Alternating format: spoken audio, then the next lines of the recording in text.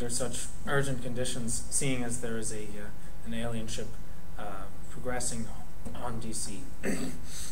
I'd like to reinforce the opinion that it is our first priority to neutralize all alien threats of any kind of potential, including, for example, the possibility of threatening biological, some kind of caustic substance, nanites, anything like that, or even any warlike potentials among the alien race. For example, if we look at the possible outcomes of the alien ship, we see that there are very clear possibilities. Either the alien ship is good and has good technology. Well, of course, if it has good technology and we fire a warhead at it, it's most likely going to be able to defend itself aptly.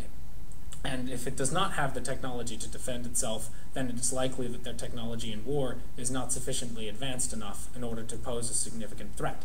And in this respect, by attacking them immediately, we would know on a concrete basis whether or not there is anything at all that we can do to defend ourselves from them in the event that they are warlike.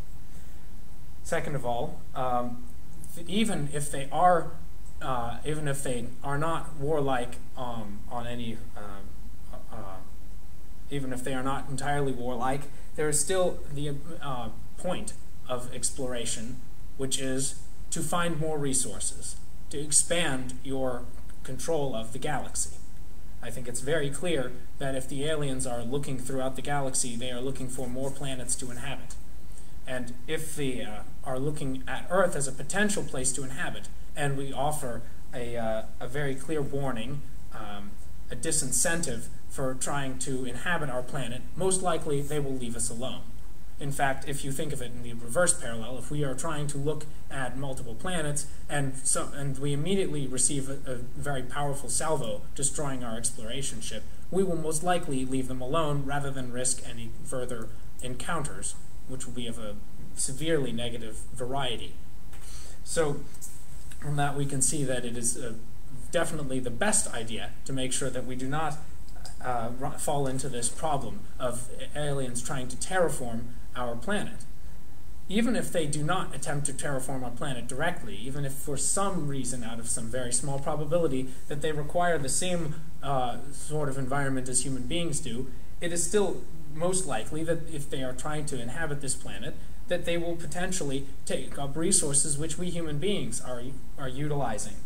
And I believe that we have the right to use these resources more than they do, having been entitled to them. And if they are leaving their home planet, then certainly they already have some sort of planet to inhabit. And clearly they have the advanced enough technology to utilize these resources more effectively. And if they're terraforming, they will certainly have more access to materials than we have any hope of at the current time. So clearly, if they are in this position, then they are much more likely to ignore us completely and look for another suitable planet. Another possibility, if we've already established the fact that it is not in any situation possible to communicate with these aliens under the time scale that we are given. And under these circumstances, it does not make sense to wait around and let them do anything that could be potentially lead to the destruction of the human race, whether it be intentional on their part or not. If you look at, if you're familiar with game theory even in the slightest, I'll offer a simple explanation. We have two possibilities, very roughly. We have the possibility of human destruction, or any other sort of similar scenario, as in, for example, the enslavement of the human race, or in any case, severely hampering our conditions. Well, in this case, obviously, you would look at the payout in terms of human life as essentially minus infinity. And if you look at the payout from any possible economic benefits that we might garner from their superior, if it is, technology, those can only be of some finite value. Because if we look at the extinction of the human race, it is our first prerogative, our first priority, to defend that at all costs. And if we take even the slightest possibility of risk, it's clear that a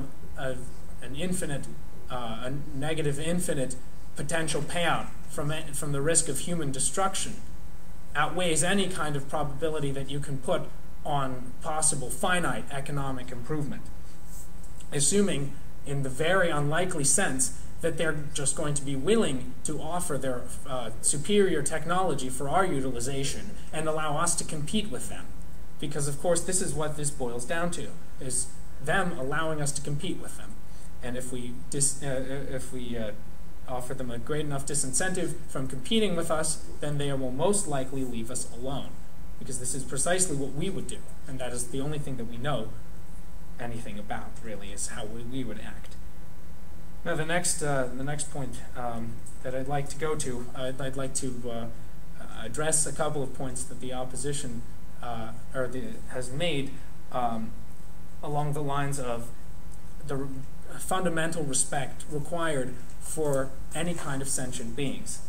Well, I think that we classify as sentient beings, and in that respect, how is it that we can get away with killing each other? I think that the realities of war in our own world are sufficient enough for us to know that we do not, in fact, have complete respect for sentient beings, and that is not necessarily necessary. We know that there are aggressive sentient beings out there. We know that there are humans who are aggressive, who want to kill other humans.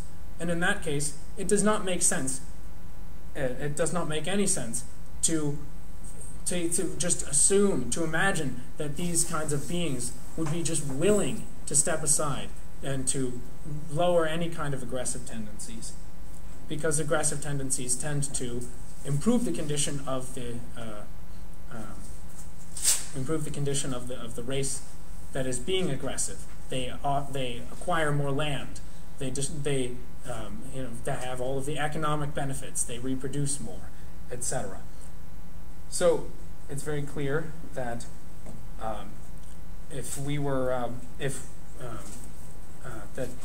despite being sentient, that does not mean that respect is a matter of respect is the matter that we should be talking about.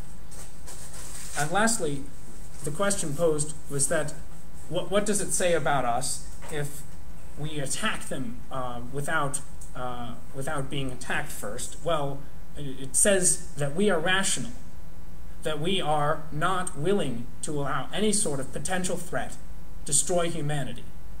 We do not want to go extinct. Thank you.